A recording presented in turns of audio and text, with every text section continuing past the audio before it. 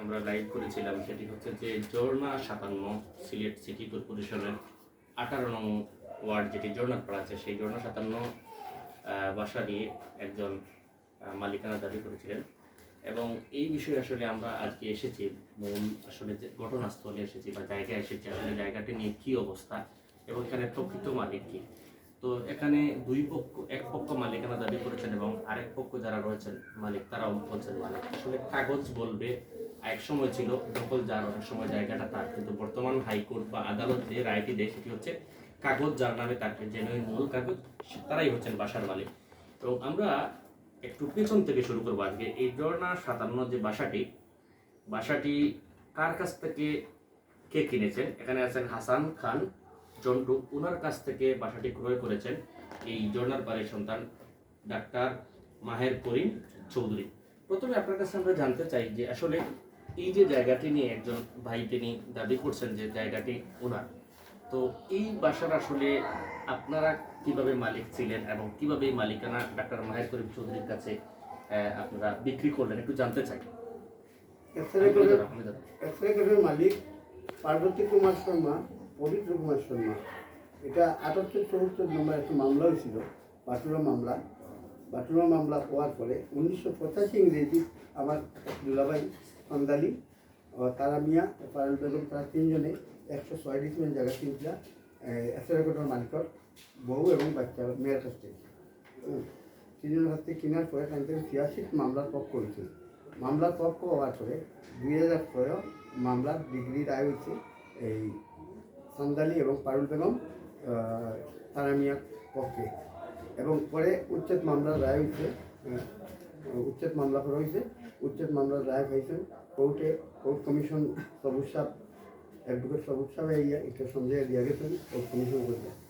পরে আমি ২০২২ সালও সন্দালি থেকে খরিদ করি বা চিন্তান বা কেন্দ্র কর্তৃপক্ষ থেকে সার্টিফিকেটে সন্তান বা কেন্দ্র হচ্ছে আমি খরিদ করার পরে ২০২৩ সালও আমি ডাক্তার সাহেবের কাছে বিক্রি করিয়া বাড়াটি সন্দেহে দিয়ে যাই ডাক্তার মাহের করিম চৌধুরী সাহেবের কাছে। এই হচ্ছে বিষয়। ১ বছর আগে আমি সন্দেহে দিয়ে যাই। তারা যে একটি এই বিষয় নিয়ে মামলা করেছিল যে আপনাদের উচ্ছেদের যে রায়টি কি এসেছে, রায় আমরা পক্ষে এসে এই সবুজ সাহেব, আব্দুল সবুজ সাহেব, উনি ইয়া এই কোর্ট কমিশন করিয়া আইন ফ্ল্যাগ দাঁড়িয়ে দিয়া সন্দেহে দিয়ে গেছেন। ঠিক আছে, ধন্যবাদ। আমরা আসলে যে বিষয়টি বলছিলাম যে যারা আজকে যিনি দুপুরে বক্তব্য দিয়েছিলেন তিনি হিন্দু সম্প্রদায়ের, তবে তিনি যে অভিযোগটি করেছেন আসলে সংখ্যালঘু বলেই তাকে বের করে দেওয়া হয়েছে, এটি আসলে কতটুকু যুক্তিযুক্ত এবং তার কতটুকু যুক্তিযোগ্য সেটি জানার বিষয়। তবে একটা বিষয় হচ্ছে যে এখানে তিনি সংখ্যালঘু দাবি করলেও তার সাথে কিন্তু আমরা যে সময় দেখেছি যে সংখ্যালঘু কোনো মানুষ নেই। তিনি সিলেটের কিছু মানুষের সাহায্য চেয়েছিলেন এবং এখনো চাচ্ছেন, বিভিন্ন জায়গায় যাচ্ছেন। তো এই বিষয়টি নিয়ে আমরা পরবর্তীতে জানবো আসলে যে তার এই যে সংখ্যালঘু দাবি করে অন্য কোনো দিকে মন নেওয়ার চেষ্টা কিনা, কিংবা আসলে প্রকৃত বিষয়টা কি, আমরা এই মুহূর্তে কথা বলবো। আমাদের সাথে আছেন এই সিলেট সিটি কর্পোরেশনের ১৮ নং ওয়ার্ডের ঝর্ণার পাড় এলাকার সকলের পরিচিত, এই এলাকার পরিচিত সিলেটের সন্তান ডাক্তার মাহের করিম চৌধুরী, যিনি বলেছেন যে আজকে দুপুরে আমরা লাইভেও দেখেছি কয়েকটি চ্যানেলে, এবং তিনি আমাদের সাথে এখনো কথা বলতে চাচ্ছেন। তিনি হচ্ছে যে ঝর্ণা ৫৭ বাসার বর্তমান মালিক তিনি, এটা আমরা উনি বলছেন, ওনার কাছ থেকেই জানবো। এবং প্রথমে একটা বিষয় জানতে চাই যে গত ৫ আগস্ট যে আপনারা বাসায় ঢুকেছিলেন, তো আমরা এই বিষয়ে প্রথমে জানতে চাইলেও তো আপনারা এর আগে এই বাসাটি নিতে পারতেন। আসসালামু আলাইকুম। আসলে এটা আগে থেকে প্রক্রিয়াধীন ছিল, আগে মামলা ছিল। এরপরে উনি বলেছেন ঝন্টু ভাই উনি আগের মালিক, ওনার কাছে আমি জায়গা কিনেছি। তো উনি কীরকম মালিক উনি ওইটা আপনাকে এক্সপ্লেন করেছেন।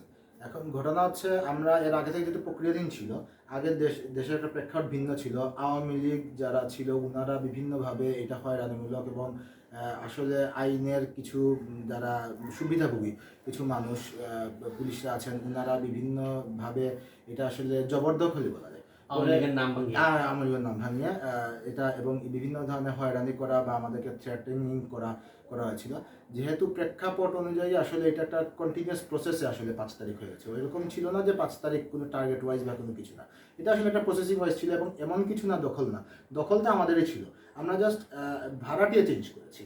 আগে যে ভাড়াটিয়া ছিলেন ওই ভাড়াটিয়া চেঞ্জ করে আমরা নতুন ভাড়াটিয়া নিয়ে এসেছি, যে বর্তমান যারা ভাড়াটিয়া আছেন এইটাই, আর কিছু না। কারণ হচ্ছে আপনি যখন আমার নিয়মিত ঠিকমতো ভাড়া দিবেন না, যখন ইয়ে করবেন, তখন নর্মালি এটা আমার অ্যাকশন নিতেই পারি আমি, এটা এই ওয়েতে দেয়। এখন এটাকে আসলে কিছু মানুষরা আসলে ভিন্ন খাতে দিতে চাচ্ছেন। আর আসলে তো আজকে আমি একটু সংযুক্ত করি, আপনি আবার বলবেন আজকে দুপুরে কি ঘটেছিল জুমার নামাজের পর? আজকে জুড়ে আমাদের 1 ঘন্টা আগে কিছু 10-12 জনের মতো কিছু লোক ওনারা এসেছেন, এসে জোর করে জায়গাটা দখল করতে যাচ্ছেন। আসলে যদি আমি যেমন আপনাদেরকে যখন আপনারা আগে যখন লাইভ করেছিলেন, আমি যখন দেখেছি আমি হিন্দু ভদ্রলোকের সাথে নিয়ে, এরপরে কিন্তু আমি আপনাদের সাথে যোগাযোগ করেছি। যদি আমি আমার জায়গা ঠিক না হতাম তাহলে আমি তো আপনাদের সাথে যোগাযোগ করতাম না। আমি যোগাযোগ করে বলছি যে আপনাদের উচিত আসলে দুইটা পক্ষের কথা শোনা। তো ওনারা যখন এসেছেন, এসে ওনারা যদি আমাকে কাগজ দেখাইতেন, বলতেন এই কাগজে আমি মালিক, এই কাগজে উনি, ওনারা না এসে আমার এখানে যারা ভাড়াটিয়া আছেন, আসলে প্রত্যেকেরই আমাদের মা বোন আছে, ওনারা মহিলারা ছিলেন 2 জন, মহিলাদেরকে সাথে খুব বাজে আচরণ করেছেন। এটা সবচেয়ে দুঃখজনক, খুব বাজে আচরণ করেছেন এবং কিছু খারাপ ভাষা গালাগালি, আমি আসলে এগুলো বলতে চাচ্ছি না, এটা শোভন না আসলে করেছেন। আমি গিয়ে জিজ্ঞেস করলাম আপনারা কোন হিসাবে এখানে, মানে কি পক্ষ অনুযায়ী কি হিসাবে আছে? আপনি বলছেন বারবার 5 তারিখ, আজকে 16 তারিখ, 5 তারিখ থেকে 16 তারিখ পর্যন্ত উনি কোথায় ছিলেন? আমি আপনাকে যদি একটা প্রশ্ন করি, এই এতদিন উনি কোথায় ছিলেন? উনি তো আসতে পারতেন, আমার পাড়ায় মুরব্বী আছেন, উনি আমার পাড়ায় কারো মুরব্বীর সাথে তো কথা বলেন নাই, উনি বাইরের বিভিন্ন মানুষের সাথে গিয়ে গেছেন। উনি পরে আমাদের সর্বজন স্বীকৃত সাবেক মেয়র সাহেবের কাছে গিয়েছেন, আমি ওনার কাছে সব কাগজপত্র জমা দিয়েছি। ওনারা যারা আসছেন ওনারা মেয়র সাহেবের নাম ইউজ করেছেন, আমি মেয়র সাহেবকে ফোন করেছি, আমি আর একটা লাইভে বলেছি, মেয়র সাহেব মানে এরকম আমাকে উত্তর দিয়েছেন, উনি আকাশ থেকে পড়তেছেন যে এইটা কি বলে আমার কথা বলে, এই দেশের এরকম খারাপ পরিস্থিতি আমার কথা বলে, এটা এইরকম কথাবার্তা। এছাড়া আমি ওই যে বললাম যে ওনারা আগে একজন সাবেক কাউন্সিলর সাহেবের নাম উল্লেখ করেছেন, তো আমি জানি না এটা কতটুকু উনি ইনভলভমেন্ট না, বাট আমার খুব খারাপ লাগে 2টা জিনিস। এক হচ্ছে ওনারা এসে একটা রাজনৈতিক দলের নাম উল্লেখ করেছেন, এটা আমার কাছে খুব অপছন্দনীয়। কারণ এই মাত্র কিছুদিন আগে ছাত্ররা দেশের এই যে চেঞ্জ দিয়েছে, যে সবাই সবার অধিকার আদায় করার জন্য একটা পরিবর্তন, এই পরিবর্তন হওয়ার পরে যদি আমরা শিক্ষা না দিই, আমরা শিক্ষাটা কোথা থেকে দিব আমি জানি না, এটা আমার এইটা 1 নম্বর কথা। সেকেন্ড কথা যে ওনারা বলেছেন একটা কথা, সংখ্যালঘু যদি হয় ভাই, ঝর্ণার পারে আমাদের, আপনি আমার বাসায় আসার সময় এখানে দেখেছেন আমাদের একটা শিব মন্দির আছে, আপনি শিব মন্দিরে কোনো পরিবর্তন দেখেছেন কিনা? মনে হয় না দেখেছেন, যেরকম ছিল ওই রকম আছে, একদম নিট অ্যান্ড ক্লিন। আমার অনেক হিন্দু ভাইরা আছে আমাদের আশেপাশে, আমরা সবাই একসাথে থাকি।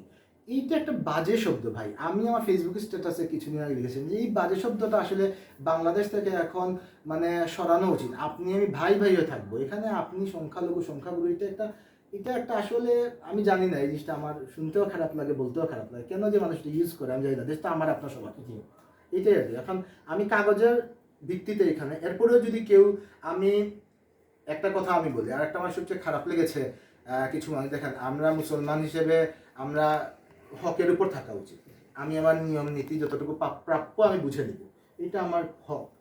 আমি যদি কাগজপত্র অনুযায়ী আমি আমার জায়গায় এটা মালিক হই, আমি মালিক। যদি অন্য কেউ মালিক হন কাগজপত্র নিয়ে, এবং আমি আপনাকে সব কাগজপত্র দেখিয়েছি, আমার ঝন্টু ভাই যারা উনি সব বলেছেন কোন মামলায় কিভাবে কি হয়েছে, আগে একটা জাল দলিল ছিল ওইটা কিভাবে বাতিল হয়েছে, কমিশন এসে আমাদেরকে এটা বুঝিয়ে দিয়ে গেছে, উচ্চ আদালত নিম্ন আদালত সব আমাদেরকে পক্ষে রায় দিয়েছে এবং কাগজও আমি দেখিয়েছি। এখন আমি যদি আদালত না মানি তাহলে তো জিনিসটা সুন্দর না। সেকেন্ড কথা হচ্ছে, ধরেন আমি মনে করলাম আমি হিন্দু, বৌদ্ধ, খ্রিস্টান, মুসলমান, এটা কিছু আসে যায় না, আমি একটা জায়গা জোরপূর্বক দখল করে আসলাম, আরেকজন মানুষ আমাকে সরিয়ে দিল, আমি গিয়ে বললাম আমি সংখ্যালঘু কান্নাকাটি করলাম, এটা তো আমি অবৈধ কাজ করেছি, আমি কিভাবে ব্লেম দিব? তা আমি বলেছি, আমার কথা হচ্ছে যদি সাবেক মেয়র সাহেব ওনাকে বলেছিলেন আমাকে, আমি কিন্তু রাতে কাগজ